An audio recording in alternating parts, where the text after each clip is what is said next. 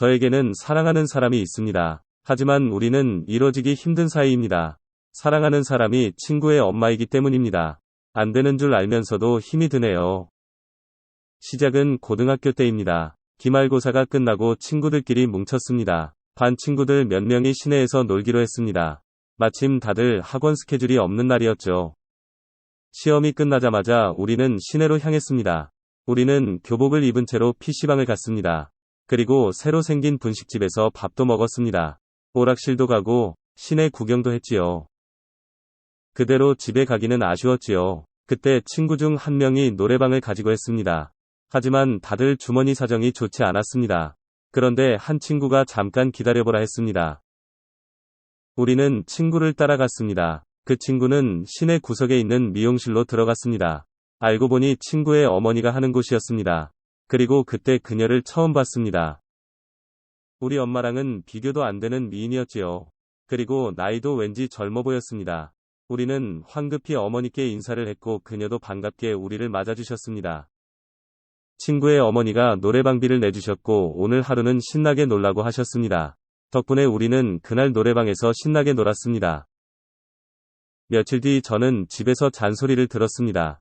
머리가 너무 지저분하다는 소리였습니다. 머리카락이 눈을 살짝 가릴 정도였습니다. 왠지 얼굴을 살짝 가리는 게 멋지다 생각했었습니다. 실제로 머리카락이 눈을 찌르긴 했습니다. 그게 불편하기도 했지요. 그래서 아주 조금만 자르긴 해야겠다 생각했지요. 그리고 그때 문득 친구 어머니가 떠올랐습니다. 저는 뭔가에 홀리듯 그 미용실로 향했습니다. 가게 앞에 선희 친구 어머니가 보였습니다. 여전히 밝고 아름다우신 모습이었습니다. 그때 어머니랑 눈이 딱 마주쳤습니다. 어머니가 저를 알아보시고는 엄청 반기셨지요. 막상 어머니 앞에 있으니 많이 쑥스러웠습니다. 그래도 어머니가 친근하게 말을 걸어주셔서 어색함도 금방 털어버릴 수 있었습니다. 어머니는 이런저런 스타일 조언도 해주셨습니다. 저는 아무 생각 없이 추천하시는 대로 해달라고 했지요. 덕분에 눈을 가리고 있던 스타일이 싹둑 잘려나갔습니다. 너무 짧은 것 같기도 했습니다. 하지만 어머니는 짧게 자르니 인물이 산다고 했습니다. 그러고 보니 머리 스타일이 마음에 드는 것 같았습니다. 짧은 시간이지만 어머니와 많이 친해진 느낌이었습니다. 집에 오니 부모님도 만족해하셔서 더 기분이 좋았습니다. 미용실은 한 달에 한 번쯤 갔었는데 그 뒤로는 미용실을 자주 가게 되었습니다. 이상하게 어머니를 볼 때마다 즐거웠습니다. 어머니도 제게 친구의 학교 생활을 많이 물어보셨습니다. 졸업을 한 뒤에도 그 미용실을 계속 다녔던 것 같습니다. 반면 친구는 기숙사에 들어가면서 집에도 잘 오지 않았고요. 어머니는 젊었을 때 이혼을 하신 터라 많이 외로워하셨습니다. 그래서 저를 더 반겨주셨던 것 같습니다. 대학 생활을 하다 보니 저녁 늦게 가기도 했고 술을 한잔하고 집에 가다가 들르는 일도 있었습니다. 집에 가는 것보다 미용실로 가는 게 더 편했습니다. 손님이 없는 날은 어머님과 저녁도 같이 먹었습니다. 어머니는 제가 오히려 아들 같다고 하셨습니다. 가끔씩 밖에서 만날 때는 팔짱도 끼곤 했지요. 40대 중반이셨지만 무척 귀엽게 느껴졌습니다. 그래서 저도 좋았던 것 같습니다. 그러던 중 친구가 휴학을 하고 집으로 돌아왔습니다. 군입대를 위해 휴학을 한 것이었습니다. 자연스럽게 친구랑 자주 술자리를 가졌고 친구네 집에서 어머니와도 함께 어울리기도 했습니다. 어머니는 아들의 입대에도 덤덤한 느낌이었습니다. 남자가 군대를 다녀와야 한다면서 잘 되었다고 하셨지요. 하지만 막상 입대 날이 다가오자 엄청 우셨습니다. 대학을 간다고 집을 나가던 때와 또 다른 모양이었습니다. 결국 입대 날에 저도 함께 배웅을 가기로 했습니다. 어머니의 차를 제가 운전했습니다. 어머니는 너무 울어서 운전을 못하겠다고 하셨습니다. 친구는 제게 고맙고 미안하다고 했습니다. 친구를 훈련소에 보내고 정말 많이 우셨습니다. 유일하게 기대던 가족이 떠나니 상실감이 컸던 것 같습니다. 그 어느 때보다 작고 여리게 느껴졌습니다. 한참 시간이 지나고서야 진정이 되셨습니다. 그런데 어머니를 안고 있으니 마음이 조금 이상했습니다. 친구 엄마가 아닌 한여의 여자일 뿐이었습니다. 그래서 그녀를 힘주어 안아보았습니다. 어머니가 살짝 놀라셨지만 그뿐이었습니다. 그날 서로의 감정이 조금 고장이 났던 것 같았습니다. 기분 전환을 핑계로 국도로 빠져나왔고 바람을 쐬고 함께 저녁도 먹게 되었습니다. 그리고 저는 차를 한적한 곳에서 세웠습니다. 차를 세우고 키스를 하자 저를 밀어내셨습니다. 저는 당황했지만 그녀가 받아줄 거라 믿었지요. 그래서 다시 그녀에게 키스를 했습니다. 결국 그녀도 포기를 했는지 저를 받아주었지요. 저는 그제야 사랑한다고 고백을 했고 그녀도 제 고백을 거부하지 않았습니다. 제가 모텔로 차를 몰아갔지만 그녀는 반대하지 않았죠. 그곳에서 저는 그녀와 사랑을 나누게 되었습니다. 아침에 눈을 떴을 때 믿기지가 않았습니다. 그녀도 어색하게 제 품에서 잠이 깼지요. 우리는 어색하게 아침을 시작했습니다. 저는 용기를 내어 다시 그녀를 안았습니다. 그리고 진심으로 좋아한다고 고백했습니다. 어머니는 이러면 안 된다고 하셨습니다. 하지만 그 말은 이미 귀에 들어오지 않았습니다. 귀까지 빨개진 그녀의 모습이 너무 예뻐 보였죠. 그녀는 저를 거부하지 않았습니다. 그래서 저는 이제 그녀가 제 여자라고 생각했습니다. 하지만 그것은 제 착각이었습니다. 어머니가 저를 피하기 시작한 것이었죠. 그녀는 한순간의 실수라고 생각하고 있었고 저와는 이뤄질 수 없다고 생각하고 있었습니다. 그래서 계속 그녀를 찾아가 사과도 하고 고백도 했습니다. 오히려 어머니는 그런 저를 타이르셨습니다. 저도 잘못된 관계인 줄 알고 있었습니다. 그래서 한동안 그녀를 잊으려 했습니다. 하지만 그럴수록 더 보고 싶었습니다. 그래서 어느 날 집으로 그녀를 찾아갔습니다. 그리고 울면서 애원했습니다. 너무 보고 싶고 힘들다며 아이처럼 펑펑 울었습니다. 그제야 그녀는 안쓰러운 표정으로 저를 봐주었습니다. 그리고 이러면 안 되는 거 아니냐고 타이르시더군요. 저도 알고 있지만 너무 힘들다 했습니다. 그리고 정말로 아줌마를 좋아하는 것 같다고 했습니다. 어머님도 눈물을 흘리면서 많이 우셨습니다. 사실은 그녀도 힘들었다고 하셨습니다. 그녀도 외로운 것이 사실이었고 제가 의지가 된다고 말을 했습니다. 그래서 지금의 감정에만 충실하자고 말을 했습니다. 그녀는 울면서 그렇게 하자고 고개를 끄덕였습니다. 그 뒤로 우리는 애인처럼 행동을 했습니다. 미용실에서도 손님이 없을 때는 스킨십을 나누었습니다. 그리고 텅 빈 그녀의 집에서 사랑도 나누었습니다. 하루하루가 행복했습니다. 그녀도 이전보다 더 밝아진 느낌이었습니다. 옷도 더 젊게 입으시고 화장도 신경을 많이 쓰십니다. 딱히 사귄다기보다는 그냥 서로를 받아들이고 즐겼습니다. 그것만으로도 만족하는 시간이었습니다. 하지만 처음부터 길게 가지 못할 즐거움이었습니다. 친구가 벌써 휴가를 나오게 된 것이었습니다. 우리는 최대한 티를 내지 않고 친구를 반겼습니다. 다시 아들 친구로, 친구 엄마 사이로 돌아간 것이었죠. 꿈에서 깬 것 같은 기분이었습니다. 친구에게도 너무 미안한 기분이 들었습니다. 친구가 다시 복귀를 한 뒤에도 그 미안함이 계속되었습니다. 그건 그녀도 마찬가지였습니다. 그녀는 친구의 엄마이고 나보다 25살이나 많은 사람입니다. 우리의 사랑은 축복받지 못할 것이고 많은 사람들에게 아픔을 줄 수밖에 없는 관계입니다. 그때 정말 진지하게 많은 고민을 했습니다. 그녀와 이대로 결혼을 하면 어떨까 하고 말이죠. 하지만 아무리 생각해도 용기가 나지 않았습니다. 어차피 우리는 이어질 수 없는 관계라는 결론뿐이었습니다. 우린 서로 진지한 대화를 피했습니다. 저도 현실을 알지만 그 현실이 두려웠습니다. 그건 어머니도 마찬가지였습니다. 그렇게 시간이 흘렀고 저도 군대를 가게 되었습니다. 입대 날짜가 결정되었을 때 정말 매일 그녀와 함께 시간을 보냈습니다. 영영 헤어질 것 같아서 불안한 마음이었죠. 그런데 그녀는 말없이 제 욕구를 받아주었습니다. 입대하는 날 저는 부모님이 아닌 그녀와 함께 했습니다. 하루 전에 부대 근처에서 방을 구했고 새벽까지 그녀와 사랑을 나누었습니다. 그리고 그녀와 몸을 섞은 채 눈물을 떨구었습니다. 그녀는 저를 받아들인 채 제 등을 토닥여 주었습니다. 그리고 여기까지만 하자고 하셨습니다. 우리만의 추억으로 간직하자고 하셨습니다. 저는 계속 눈물만 쏟으며 미안하다고 했습니다. 그렇게 우리는 헤어졌습니다. 저는 그대로 입대를 했고 그녀를 잊을 수 있을 거라 생각했습니다. 하지만 마음이라는 것은 생각대로 되지 않았습니다. 몸이 힘들수록 그녀가 생각났습니다. 고된 하루 일과를 마치면 그녀가 보고 싶었습니다. 군대에 가면 잊혀질 거라 생각했는데 오히려 더 많이 생각이 났습니다. 하지만 휴가를 나와서도 연락은 하지 않았습니다. 멀리서 미용실을 훔쳐보는 것으로 만족해야 했습니다.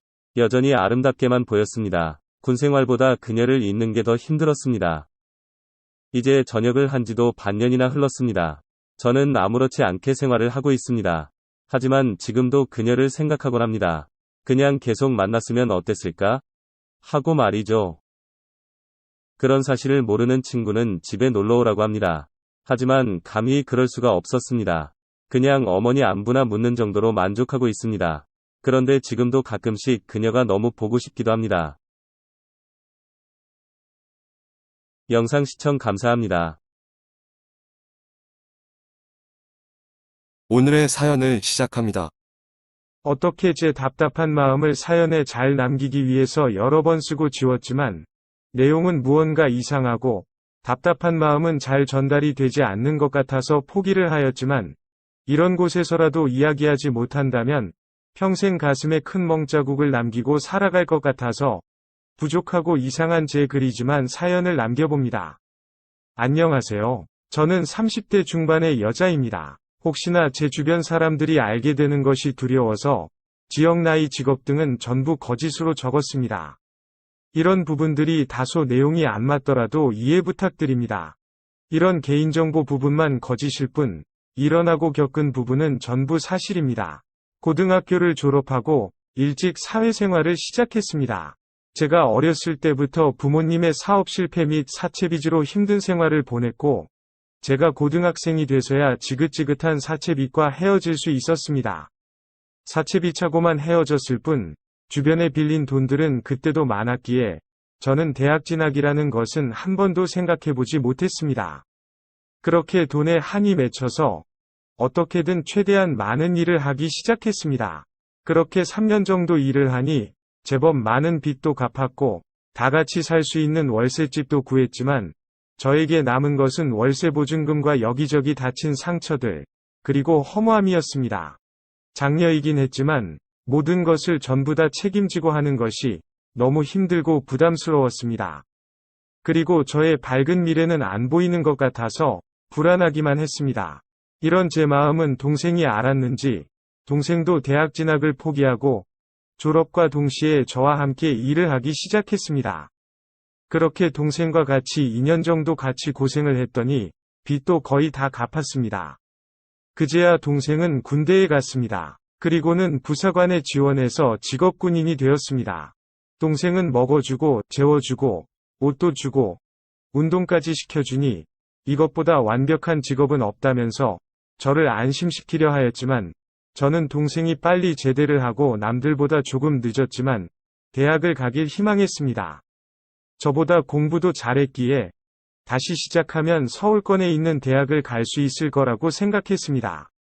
하지만 동생은 끝까지 제 말을 듣지 않고 직업군인이 되었고 군대 안에서는 돈 쓸 일이 없다면서 한 푼 두 푼을 모은 돈을 저에게 주었습니다.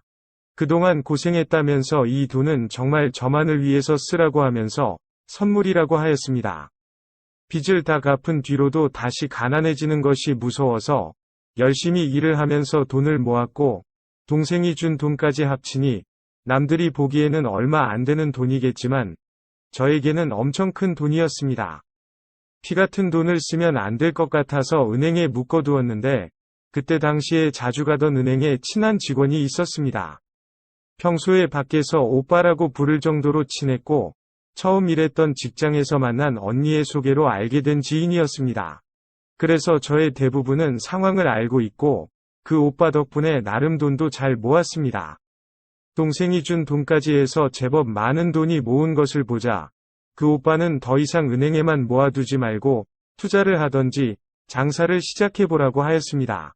다른 사람이었으면 그런 말을 했다면 무조건 은행이 제일 안전하다고 다 무시하고 계속 은행에 저축을 했겠지만 제가 믿는 몇 안 되는 사람 중 하나였기에 오빠의 조언들을 진심으로 고민하였습니다. 그동안 제가 일했던 것들을 토대로 가장 잘했던 것들을 고민해보다가 작은 공장이 많은 공단 내에 밥집을 차렸습니다. 점심에는 주변 공장들 직원들이 와서 밥을 먹었고 저녁에는 삼겹살과 매운탕 같은 안주도 팔면서 소주도 팔았습니다. 저렴한 가격과 맛있다는 소문이 나면서 반년도 안 돼서 밥집에 들어간 돈을 전부 회수하였고 다른 곳에서 일할 때보다 더 많은 월급도 가져갈 만큼 자리를 잡았습니다. 그렇게 벌은 돈으로 공단 내에 편의점도 차렸고 공단 근처 원룸에도 사서 월세까지 받게 되었습니다.